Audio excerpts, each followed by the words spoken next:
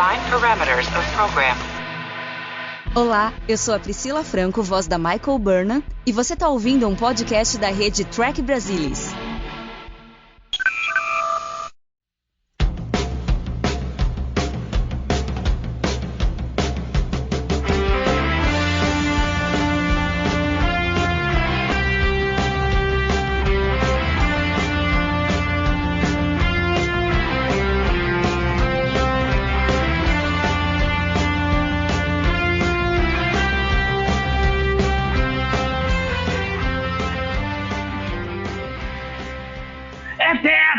É tetra!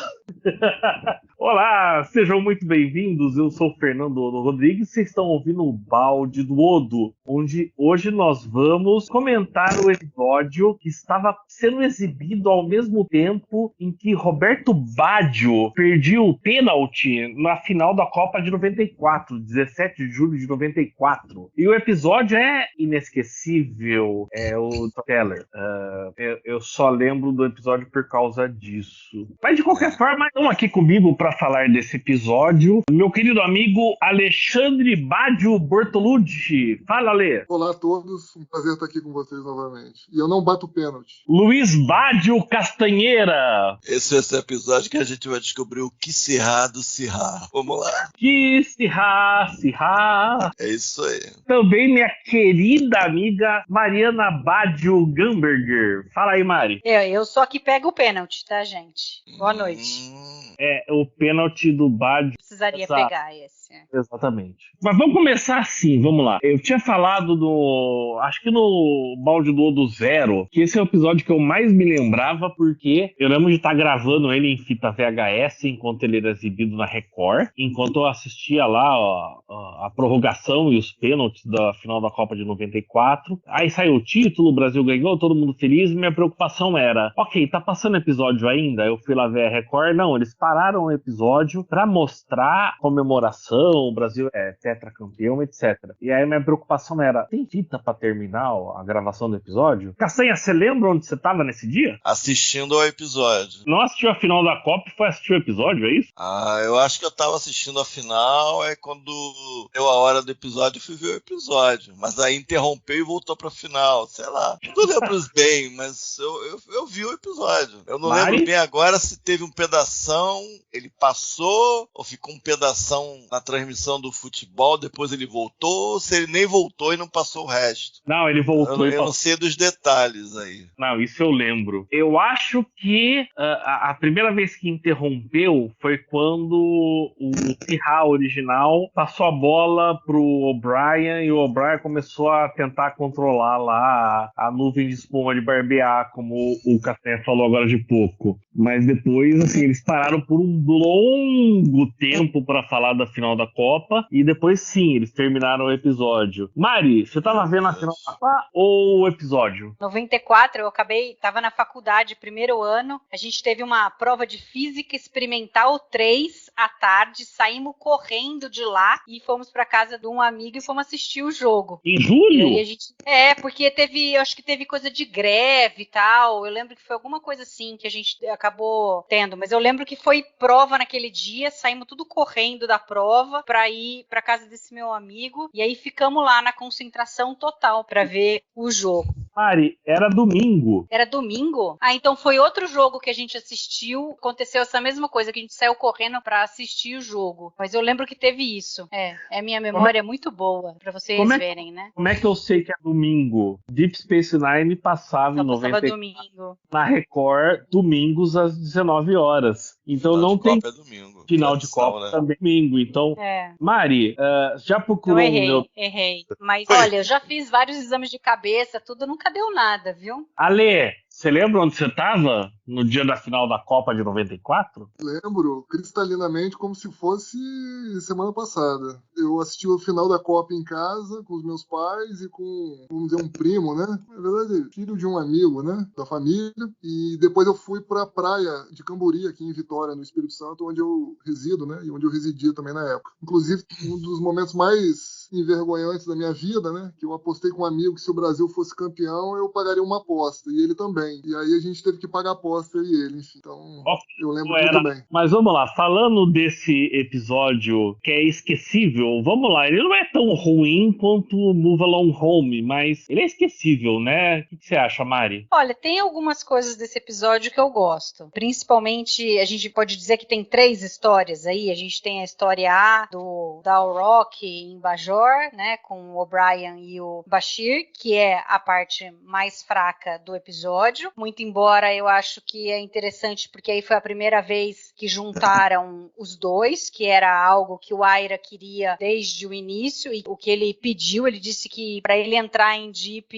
ele iria desenvolver a amizade dos dois. Então tem o seu mérito, embora a história seja ruim, e eu sei que pelo menos o Castanheira vai destruir essa parte. Aí a gente tem a história B, que é com as 2 facções lá, as 2 vilas de Bajor que vão para a estação, para o Cisco mediar um problema que eles tinham, e a C, que é o Jake e o Nog, que ficam amigos de uma das meninas de uma das vilas, né? E eu achei, e as B e a C meio que se entrelaçam, né? E eu gostei muito dessa parte do Jake e do Nog com a Varisul, e eu acho que eles são muito felizes, assim, na construção da amizade dos dois, continuam, né, fazendo isso muito bem, e eu gostei dessa parte. E aí tem um ou outro coisinha pequena assim, mas no geral não é um episódio assim 4 estrelas, obviamente, mas também não é tão ruim quanto, por exemplo,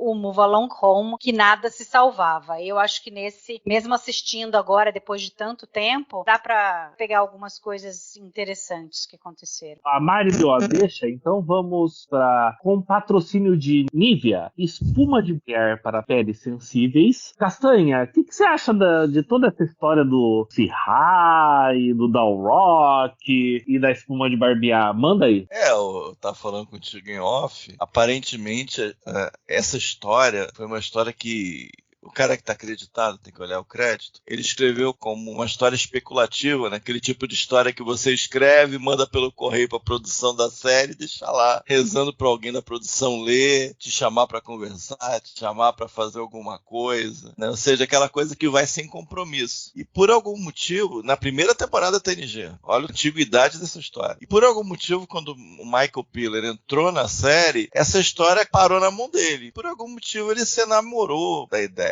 E foi tentando produzir ao longo dos anos, não dava certo. Aí chegou uma brecha, ele tá precisando de episódio para a primeira temporada de Deep Space Nine. O Arabé tinha esse interesse aí de fazer os dois juntos, né? O Bashir e o O'Brien, bromance. Tô a fome com a vontade de comer. Ele chamou o cara, ele conseguiu encontrar o cara, pediu para ele adaptar.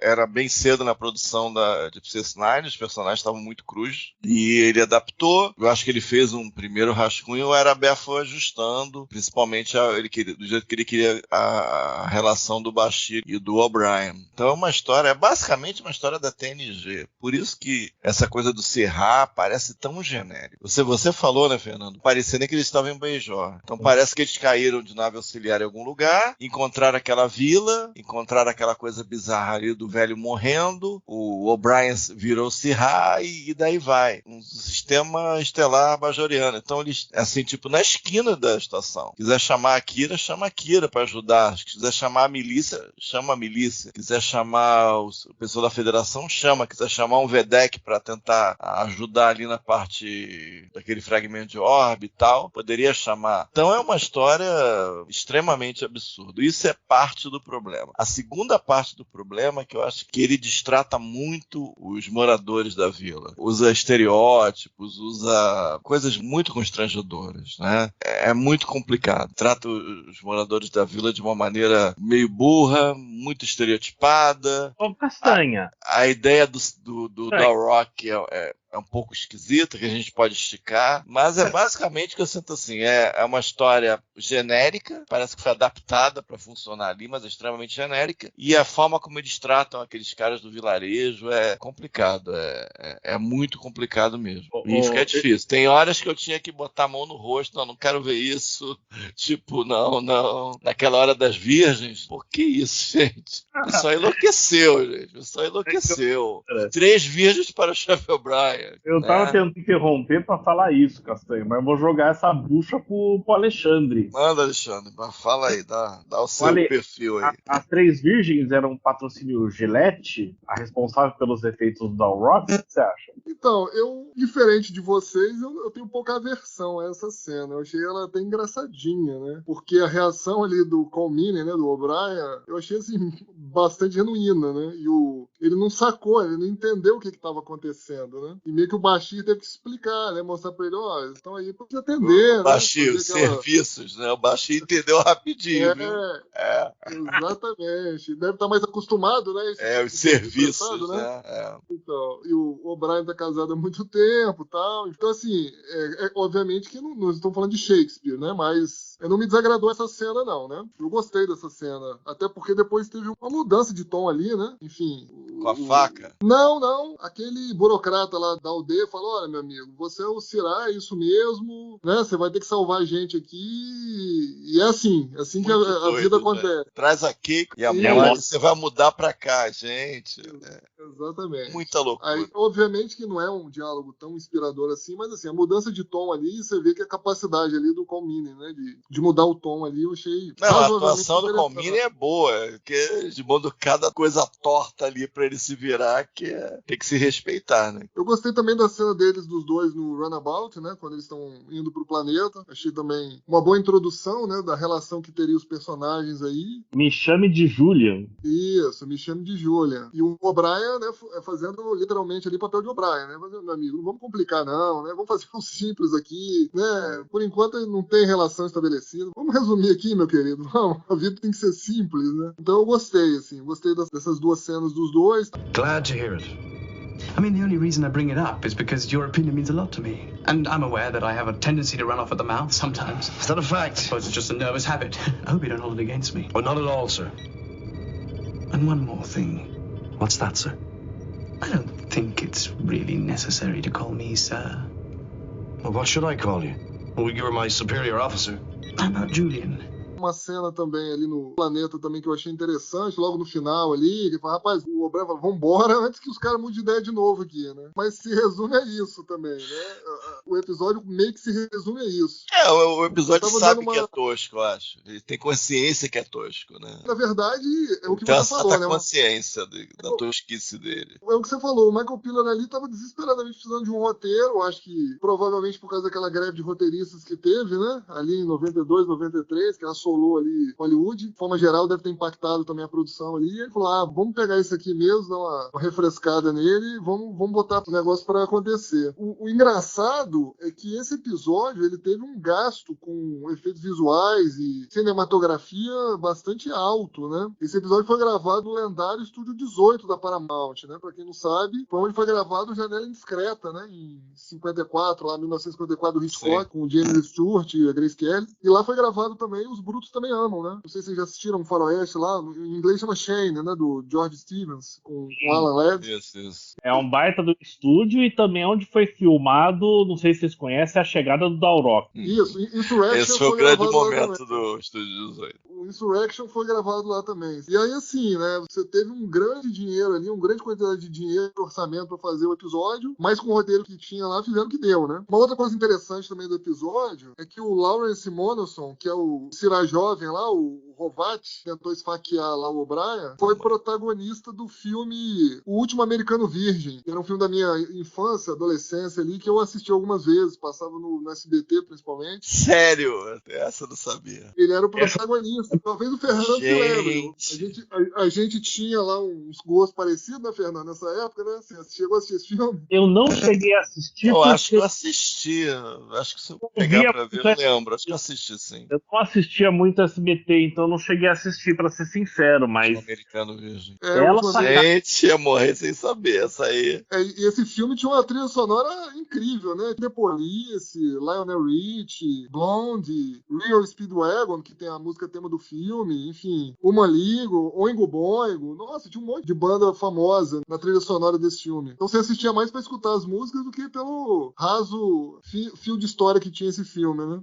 O Último Americano Virgem, você tava assistindo estilo, lá no meados dos anos 80, pensando na música. Sei. Então, Mas é um filme que tem muitas cenas assim, eu não lembro direito. é mais ou menos, mas Eu sou mais da trilogia Porky's. Então, ele tinha Eu vi o Porky's, eu lembro vagamente, mas lembro pouco. tinha uma pegada meio parecida, assim, mas era menos grosseiro. Tinha uma historiazinha ali de uma menina que desperta o interesse lá de um rapaz, que por um acaso é esse Lawrence Monahan, que fez o Rovat nesse episódio. E depois, enfim, a menina se interessa por outro amigo. Mas e aí olha, se engravida. acho que você pegou a chave do mistério agora, porque que a Vila não confiava nele pra ser o Sirá. Ele tinha feito o último Americano Virgem. Tem muito barbudo falando aqui. Mari, você que é a Akira e que gosta muito da cultura bajoriana, o que você acha dessa trama toda envolvendo Sirá, Dal'Rok, coisas que a gente nunca mais ouviu falar sobre Bajor? Esse é um dos grandes problemas dessa trama aí, que ela não traz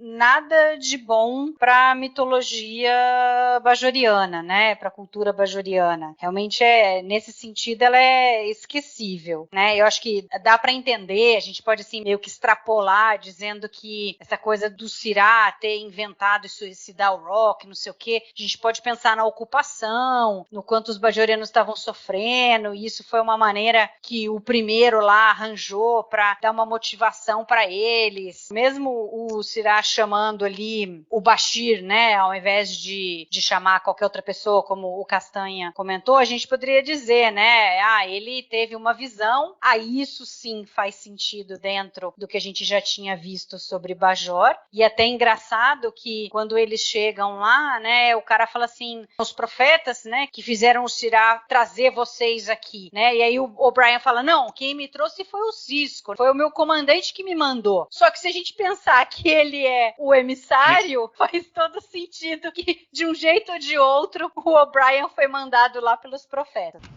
I mean, for all we know, you really were sent by the prophets. I was sent by Commander Sisko.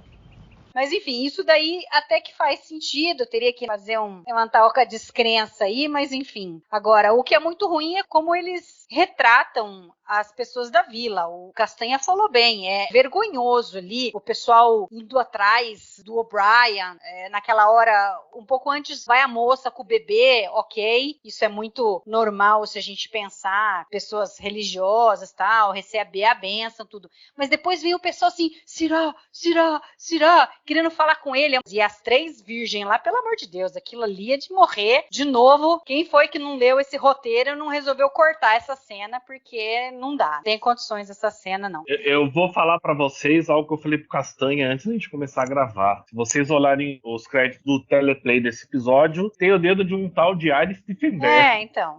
Mas vai saber o que ele escreveu, o que o outro escreveu. Teve roteiro também que a gente viu que é do Michael Piller e sei lá de quem, do Robert Wolfe, e que são sofríveis. Ok, não dá pra acertar sempre. Né? Mas enfim, essa parte da história, eu acho que isso daí é muito prejudicial, assim, porque você faz um negócio em Bajor, não é sempre que tem coisa em Bajor, e aí o negócio não vale pra nada e vai ser esquecido, nunca mais vai ser falado, entendeu? Mas eu acho que para a amizade do Bashir e do O'Brien, eu acho que é bacana, é legal, mas o resto todo podia ser esquecido. Mas Mari, você não acha que o efeito especial do Dal'Rok, cortesia Gillette, Nivea e espuma de barbear, não funciona bem até hoje? Funciona maravilhosamente bem. Podia ganhar o Oscar de melhores efeitos especiais. Igual o que Discovery vem fazendo, entendeu? Você pega os efeitos especiais de Discovery e aí você compara com esse. Aí você fala, não, esse daí ainda é um pouquinho melhor, né? Eu gostei da espuma, gente. A espuma foi bacana. Acho que tava à frente do seu tempo. Não, o conceito é a espuma. Créditos a quem merece. Quem falou essa história de ser espuma de barbear pra mim foi o Castanha, tá, gente? Não foi eu que pensei nisso. Eu colei de alguém, eu tô olhando coisas aqui, eu colei de alguém, gente. Tinha também aquele homem Michelin, né? Tem alguma coisa. Mas eu acho que a espuma de barbear é melhor. Acho que é engraçado. Olha, você acha que o principal tempo que se perde nesse episódio é essa história do Balrog, do Bashir, do O'Brien, mas a gente tem a história um pouco mais sensível e pensando em termos de adolescente, adolescentes, e a gente tem uma líder bajoriana adolescente, que é a Tetrarca, que escuta conselhos ali do Nog e do Jake. Eu acho que essa parte da história até que funciona melhor. Você não acha isso, Ale? Acho sim. Não muito melhor, mas funciona melhor. A menina, né, a Varisu, a atriz Gina Phillips, ela protagonizou uns anos depois aquela série de terror Olhos Famintos, né? Só por curiosidade. Eu acho que a história que envolve ali os três, né? Eu acho mais bonitinha, mais centrada ali no desenvolvimento da relação dos personagens. Tem um avanço, né, ali na relação ali do Jake com o Nog. Você vê ali que eles já têm uma certa química ali, né? Tá funcionando. E, enfim, eles viram ali o crush, né, da semana ali, o crush na estação, a menina, foram lá, tal, se apresentaram. Pra mim essa parte funcionou. Tem aquela cena, né, engraçadinha ali na delegacia, né, do balde, do Odo, enfim. É até a primeira vez, né, que aparece o balde. Né? É o episódio que deu origem ao nosso podcast. Isso, Castanha. É a primeira vez que surge o balde do Odo, o nosso podcast. E é a segunda vez que o Odo sorri, né? A primeira vez tinha sido lá em Vortex. Novamente aqui, né, o sorriso foi após a interação com crianças ali, adolescentes. E aí eu reforço aqui de novo minha teoria de que o Odo é mais sensível com relação a assuntos que envolvam crianças, os jovens, entendeu? Acho que ele tem uma sensibilidade maior quando envolve crianças. Então acho assim, é uma história mais bobinha, obviamente. Assim, minha opinião, tá? Foi essa trama B ou trama C aí, entrelaçada, que meio que salvou o que tinha pra apresentar no episódio, porque realmente aquela parte lá no planeta é sofrível, não faz absolutamente nada por mim. Bizarro, gente. O cara é o sucessor do Sirha, pega a faca pra matar o O'Brien, aí não mata, ele, bota esse cara aí mesmo, eu quero me mandar, sabe? É bizarro. Ele tá tentando matar o O'Brien com uma faca, chega o Bashir, tá o O'Brien e o Bashir lutando com um cara, e por algum motivo a faca aponta pro Bashir e quase vai pro Bashir. Essa cena eu acho muito engraçada. Sei lá, gente. A forma como eles estão segurando aquela faca, como a câmera se move, eu acho algo ali muito engraçado. Como a faca vai na direção do Bashir, sabe? Parece que é uma brincadeira mesmo. Engraçado. Sei lá, tô rindo da cena, que eu acho meio ridículo. Mas então, ela é engraçado. Então, o Castanha, ela é ridícula, né? Ela é de tão ridícula, fica engraçada. E o problema nosso, sabe qual é? A gente não pode botar culpa no Paul Lynch, né? Porque ele já vazou, então é complicado, né? Falar isso, eu ia perguntar pro Alê se o Paul Lynch teria feito melhor. Olha... Não, eu acho que eles tentaram fazer essa dinâmica da faca andar, a ameaça da faca andar, mas ficou engraçado, gente. Eu não consigo. Eu acho que foi pensado aquilo, da faca ameaçar um, depois ameaçar o outro e tal, mas ficou engraçado, sabe? Ficou muito bizarro. Foi dirigido pelo David Livingston, né? Que é um cara que... É um bom diretor. Não, tem partes que ele dirigiu bem no episódio. Essa eu acho que não foi legal, mas ele se virou bem no episódio. O problema aí não foi a direção, o problema é que o roteiro meu Deus. De forma geral, todo mundo tava tendo um dia ruim ali na produção, né? Mas o Alê tava falando do Odo sorrir. Ó como minha cabeça funciona, gente. Me veio na cabeça a primeira vez que eu vi o What We Leave Behind, que é o último episódio de Space Nine. A Mari já sabe do que eu vou falar. Tá lá o Odo se despedindo da Kira, eles dão um beijo, e o nosso querido Daniel Sasaki fala: como é que eles beijam se o Odo não tem lábios? Vocês falaram isso. Isso é algo da minha cabeça, porque agora em Discovery tá rolando um clima entre o Saru e a presidente de Nivar, e eu fiquei pensando ontem, depois do Trek Brasil ao vivo, que o Saru também não tem lábios, né? Como é que ele beija? Mas ali entre Jake, Sisko e a Su, vou falar só o último nome, como a gente fala Kira, né?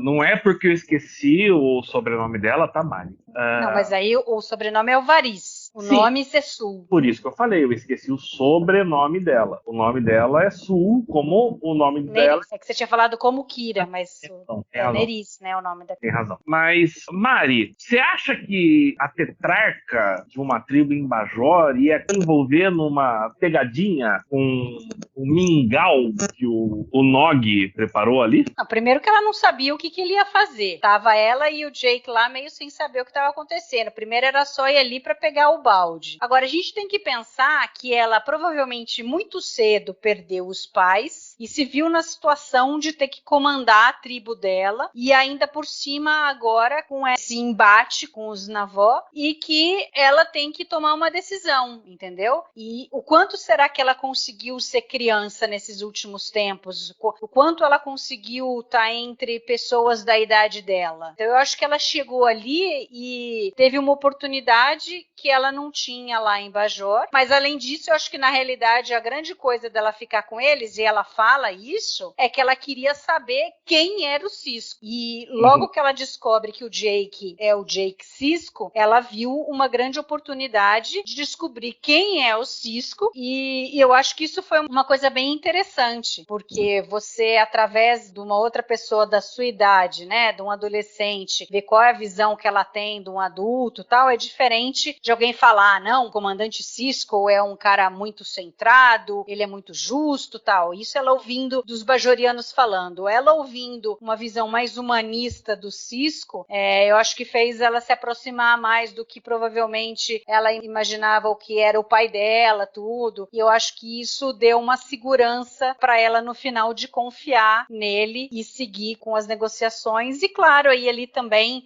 eu acho que foi interessante isso do Nog ter dado a ideia para ela da questão da oportunidade, que é uma coisa super normal para um Ferengi, que é o dia a dia deles, né? Tudo para eles é oportunidade, é onde que eles vão ganhar mais com uma coisa ou com outra. There are these people who want something I have and I refuse to give it to them. How badly do they want it? Very badly. Is there anything they have that you want? That I want. Maybe this isn't a problem. Maybe it's an opportunity.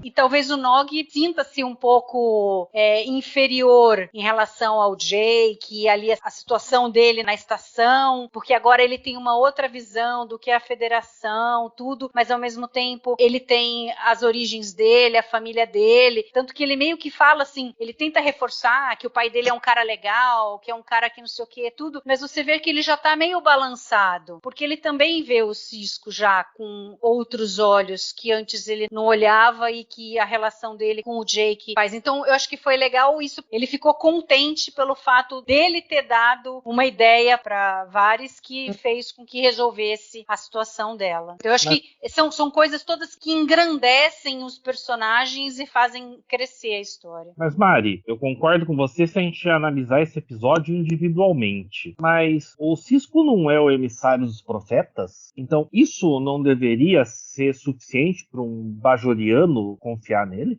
Depende, não tinham pessoas que acreditavam mais, que eram muito mais para um lado da Vedek Win, por exemplo? A gente não sabe como que... A gente, em nenhum momento, a Varys falou alguma coisa de religião, tal. Então a gente não sabe o quão ela é religiosa, quanto ela acredita nos profetas, entendeu? E a Kira fala no início, eles são muito fechados, eles nunca têm contato, assim, eles ficam entre eles. Então você pode imaginar que, de repente, um emissário que não é bajoriano pode não cair bem, embora a Caiopaka que tenha determinado que ele é o emissário, você pode ter bajorianos que não são confortáveis com o fato do Sisko ser um humano e não um bajoriano. Então eu acho que a gente pode só por aí descartar essa coisa dela acreditar nele ou não. Eu acho legal para dar um aspecto menos monolítico para a população bajoriana, para a cultura, para a religiosidade. Exato, eu acho que não até precisa melhor. todo mundo acreditar e comprar a ideia de que o Sisko é o emissário e acabou. Mesmo porque foi falado e ele nunca agiu ainda. Depois que ele começa a tomar esse papel e fazer algumas coisas que os bajorianos olham isso como uma profecia e tal, aí beleza. Mas até então, ele é um cara que vive na estação, lá longe. É muito longe da minha realidade aqui, entendeu? Não, mas eu acho que, assim, primeiro... a análise é perfeita, Mari. Eu acho, assim, louvável o que você falou. Eu só digo o seguinte, a gente tem que analisar a série de dois aspectos. Uma é o que a gente já sabe, a gente já assistiu a série inteira, as 7 temporadas. E outra é a gente analisar como está sendo construído até esse episódio. E até esse episódio, vamos lá, o Sisko era o emissário dos profetas só no piloto. Talvez no máximo no Battle Lines com a Caiopaka. Nada mais foi tratado disso dizendo que o Cisco era o emissário dos profetas. Você concorda, Lê? Então, eu acho que, primeiro, assim, eu preciso fazer um elogio para a Mari, né? Antropologia bajoriana com a professora doutora Mariana Gamberger, né? Incrível, realmente, a análise que ela fez aí, sociológica da... Né, vou dizer que eu tirei isso do bolso agora, né? Porque eu nem tinha pensado nisso. Só motivo para te elogiar. Mais um, né? Então, eu acho assim, eu concordo com o que você disse, Fernando. Eu acho que, assim, nós já estamos no 13º episódio, já era pra gente ter visto algum tipo de continuidade da história do emissário, realmente. Só que, como eu disse também, né? Tava havendo uma greve de roteiristas, né? Nesse ano, em Hollywood. Então, não dá pra gente saber, né? Só supor o quanto que isso impactou, né? A produção dos roteiros, entendeu? O desenvolvimento dos episódios. Esse episódio mesmo a gente já citou, que é uma trama refrescada da nova geração. Depois do que a gente acabou vendo, mais pro final da temporada e eventualmente mais pra frente, a gente vê sim que nessa questão do emissário foi satisfatoriamente desenvolvida. Então, assim, cabe a crítica, obviamente, porque a gente não sabe o que aconteceu, de fato, né, a não desenvolvimento, né, do papel do Cisco como emissário, mas eu prefiro acreditar que foi isso, que foi um problema maior, né, um problema de produção que não permitiu que isso acontecesse, porque você querendo ou não, a gente tem, assim, raríssimas exceções nessa primeira metade de temporada e começo da segunda metade, a gente ainda assim tem um desenvolvimento dos personagens, uma tentativa pelo menos, né? Nesse episódio a gente teve o desenvolvimento aí da relação do Bashir com o O'Brien, por mais que tenha sido a primeira vez que os dois ficam sozinhos, a gente vê o desenvolvimento e a gente também vê o desenvolvimento da relação do Nog com o Jay. Então, assim, tentativa havia. O que me parece é que eles não tinham ainda, sei lá, capacidade produtiva suficiente para conseguir focar em todo mundo, né? Em dar um episódio contexto melhor para cada um. Então, assim, a gente tem que considerar que era a primeira temporada, as coisas ainda estavam sendo desenvolvidas, mas eu acho que a sua crítica é pertinente. Se a gente for olhar agora, né, sabendo que a gente já viu na série, eles podiam realmente ter feito algo melhor na primeira temporada para simbolizar ali que o Cisco, de fato, era o emissário dos profetas, enfim, né, e todo o resto da história que a gente acabou vendo nas temporadas posteriores. Eu acho que eles estavam crescendo a história, né, conhecendo os personagens. Se eles entrassem muito a fundo nisso, o papel do Cisco como emissário, talvez fosse muito cedo, e aí eles iam ficar presos em algumas coisas. Então, talvez eles tivessem segurado a mão um pouco, mas aí depois, no último episódio dessa temporada, ele já acaba se envolvendo muito mais, né? Principalmente com a política e a religião bajoriana. Mari, eu só acho o seguinte, diferente de outras séries baseadas em estação espacial, que o showrunner dizia, eu sei o que vai acontecer nas 5 temporadas desde o começo, não foi o que aconteceu com Deep Space Nine. Deep Space Nine teve um piloto, um conceito, uma bíblia da série, e não havia um roadmap, um plano do que ia acontecer em temporadas seguintes. E, particularmente por se tratar de Star Trek, a ideia de colocar um membro da frota estelar como um ídolo religioso de uma sociedade, em 93 era algo muito delicado. Então eu acho que foi proposital, assim, que na primeira temporada, acho que, tirando Battle Lines e talvez o In the Hands of the Prophets, você não vê ninguém mencionando essa questão de que o Cisco era o emissário dos profetas, porque na época, para Star Trek, era um assunto muito delicado. E isso, à medida que a série foi avançando, e particularmente quando o Michael Piller saiu e o Ira Bera sumiu e soltou todos os cavalos, aí a gente pôde ter um desenvolvimento maior dessa questão. Mas, de qualquer forma, agora é aquela hora do host preguiçoso. Castanha, alguma coisa que eu não perguntei que você queira falar desse episódio? Eu acho que a parte lá do Dal'Rok é muito complicada por motivos que a gente já viu, né? Genérico e meio ofensivo quanto ao povo bajoriano, né? Porque eles vieram de uma ocupação, talvez fosse importante mostrar algum aspecto positivo da religião ou algum aspecto da força deles enquanto povo. Eu achei que a descrição deles ali, a representação deles ali foi bem ruim, levando inclusive isso em consideração. A parte na estação, eu acho que foi mais passável, tipo, foi algo assim muito memorável? Não foi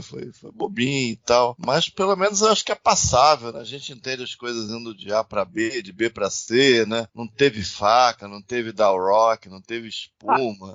Não teve O'Brien de Sirha. Pô, O'Brien de Sirha é dose, né, gente? De todas as criaturas, pra ser uma espécie espécie de mago, focador de energias mentais, o O'Brien seria o último da lista, né? Com aquele manto ainda, né? O O'Brien com aquele manto ainda. Então você parava pra pensar. Então é mais passável. A molecada, ela se sentiu bem com os dois, tinha aquela coisa de tentar entender melhor de onde vinha o Cisco e tal. Eu acho que é melhor, não salva, não sei se salva alguma coisa, porque realmente eu vi, mas sei, acho que é melhor, mas lembra também um pouquinho da nova geração, The Dolphin, né? Lembra um The Dolphin um pouco diferente, mas lembra, né? Lembra histórias passadas também, então fica aquela coisa meio, uma coisa nova que não é nova, e isso me dá um gosto ruim na boca. Eu não gosto de me sentir assim em relação a Jess Knight, que fez coisas diferentes, e ao longo dos anos eu sempre destaquei as coisas diferentes que ela fez. Quando repete o que já vinha sendo feito, eu fico meio assim, putz, grila, essa aí não foi boa não. E sobre aquele caquinho do orbe que o cara usa na pulseira, vendo no Memory Beta, tem alguns livros que usam aquilo ali de alguma maneira ou de outra. Eles dão até um nome para aquilo, então construíram coisas com a Iliana Guemor, mistura com aquilo ali, tem histórias em relação àquele negócio. Nos livros, né? Na série realmente não foi. É porque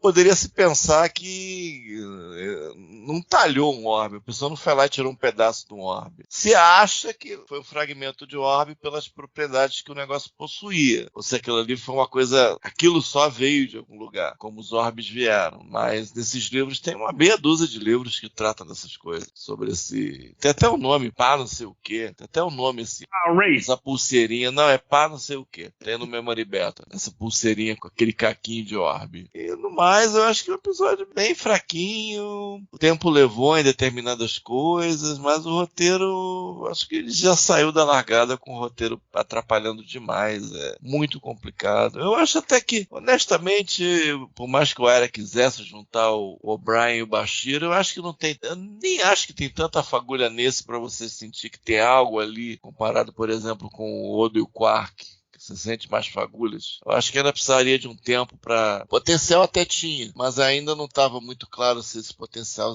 chegaria a algum lugar eventualmente. Já o Jake Nog, você já vê que é uma coisa meio que funciona, né? Já foi estabelecido, já se sabe que funciona, os detalhes que a Mariana resumiu, isso estava indo para algum lugar, né? Então você vê que tem alguma inteligência guiando isso aí. Alguém ali da produção, provavelmente o próprio Araber, coisa do Cisco, do Jake, do Nog, esse tipo de triunvirato, a relação entre eles, tinha alguém já guiando isso aí. Então isso é interessante. Isso aí, essa parte é que eu acho que é a melhor parte. Né? Coisa da menina que vem, eu acho manjado, mas acho que a parte melhorzinha é essa. O Jake, Nog, Cisco, de alguma maneira a gente percebe que está indo de um lugar, indo para o outro, e a gente já sabe que vai para lugares legais, e é uma coisa que nasceu desde o piloto, em muitos sentidos. Né? Ele falando do pai, né? Do Ron e tal. Você percebe que tem uma inteligência aí que já é interessante. O O'Brien e o Bashir, eu acho que eu não vi aquela fagulhada, tipo assim, é isso, ainda não vi. Pelo menos nesse Storyteller, não. Castanha, eu acho que você tá certo em falar, tem muita coisa que a gente pode falar de Deep Space Nine como um todo, considerando as 7 temporadas, mas a gente tá no 13º episódio da primeira temporada. Realmente esse episódio faz muito pouco por mim. Acho que assim, foi um episódio para constar, né? Para fechar a agenda de episódios da primeira temporada, assim. Não, a primeira temporada, quantos episódios dá para fazer? Mesmo com essa greve de roteiristas, dá para fazer 19, 20, ok, então vamos fazer. E aí esse aqui é um episódio meio que tapa buraco, né? Faz muito pouco por mim. Obviamente a série vai melhorar muito no final dessa temporada, enfim, a partir daí é ladeira acima, mas de fato, o episódio, enfim, né? Já foi comentado, não dá para arriscar dizer mais nada realmente que tenha sobrado de bom nele, não. Olha, eu gosto da cumplicidade que eles continuam, assim, criando ali entre o Cisco e a Kira. Ela começa a contar pra ele o que ela sabe sobre os Pacu, sobre os Navô, o que o Cisco esperar e tal. E ele falou assim, não, tudo bem, não precisa me falar mais nada não. Se eu precisar, eu sei que você vai estar lá. I'd like you to set a preliminary meeting with both sides for later this afternoon. Make sure they know that this is an informal session. I just want to get them talking to each other. Just getting them to sit down at the same table will be an accomplishment. Sir, about these negotiations... You have some advice for me? There's an old saying on Bajor. The land and the people are one. Well, the land inhabited by the Pacu and the Navat, some of the harshest on the planet. Relax, Major. This is not my first time up at the plate. Sir. Besides, I'll have you by my side to help me avoid making mistakes. Eu acho isso uma coisa legal. E tem uma cena muito engraçada, que é quando eles vão receber a Varisul, eles não sabem quem que é a tetrarca, tal, por aquilo que a Kira falou, que eles são muito reclusos. E aí, a hora que aparece ela, a menina, assim, os dois olham um pra cara do outro, assim, e não são nem um pouco sutis, do tipo...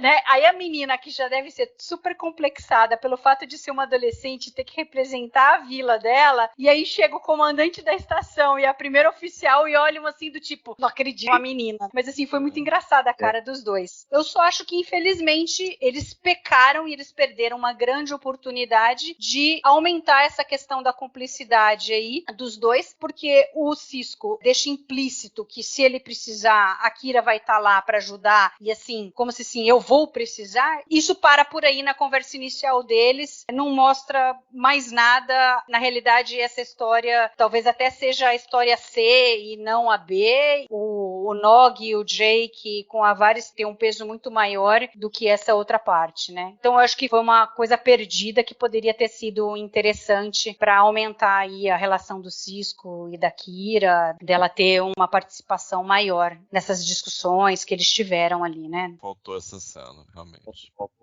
Foi a semana de folga do Odo, da Kira, da Dax, que nem apareceu nesse episódio, né? Isso, nem apareceu. O Quark também, só aparece lá servindo aparece, a bebida e tomando o suco na cara, né? Não, o Quark tem uma cena, o Odo tem uma cena, a Kira tem 2 cenas e a Dax nenhuma. Realmente puseram o elenco de folga nessa semana, tirando o Sisko, Jake, O'Brien e Bashir. Beleza, deixa eu começar aqui com uma pergunta muito importante para a maior socióloga de bajorianos da história. Mari, nota para The Storyteller. Eu dou a nota 1. Alexandre Bortolucci-Sirra, nota para The Storyteller. Pô, eu preciso me refazer do choque aqui. Depois da teoria antropológica, sociológica que a Mari fez, achei que ia rolar pelo menos um 2 aí no episódio dela, né, de nota, né? Mas pelo jeito, eu achando que não tinha visto nada no episódio, eu vou dar 1,5. Eu dou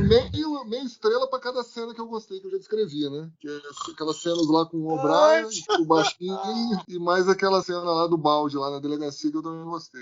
Tanha, quantas estrelas aí? É uma, cara. 1 estrela. Eu vou dar 4 estrelas, porque é o episódio que tem o balde. Não. Tô brincando. Vou seguir a socióloga bajoriana e vou dar 1 estrela também pra esse episódio. Tem 2 que vem aí que eu tenho medo de dar 1 também. Então, por isso, caramba. Tem 2 aí que eu ainda tô com receio de... O Lynch ainda não acabou, né? Não, o Lynch já acabou. O Lynch acabou. Acabou? Eu me lembro. Acabou. Tem 2 episódios aí que eu tô desconfiado que vai ser 1 estrela também. Ah, tudo bem, faz parte. Vamos ver. Veremos em seguida, nos próximos episódios, do Balde do Odo, que fez sua estreia gloriosa nesse episódio, né? Foi bonitinho, né? Foi bonitinho, cheio de mingau. Então, vamos agradecer aqui meu... Que foi, Castanho? Não, o mingau do Jake, ele segurando o mingau. Então, vamos lá. Deixa eu dar o meu muitíssimo obrigado pro meu querido amigo Alexandre Sirra Bortolucci. Eu que agradeço, meus amigos, mais um podcast com vocês. E até o próximo. Um grande abraço para Vedek Mariana Gamberger. Falou, pessoal. Prazer estar aqui conversando com vocês. E não menos importante, pro meu querido amigo Luiz Dalrock Castanheira. Valeu, gente. Não se esqueça de fazer a barba depois, tá bom? Valeu. Foi um episódio meio caidinho. Mas o próximo eu acho que vai ser melhor. Vamos ver. Com certeza. Valeu, gente. Um abraço. Até mais, gente. Nos vemos no próximo balde. Fui!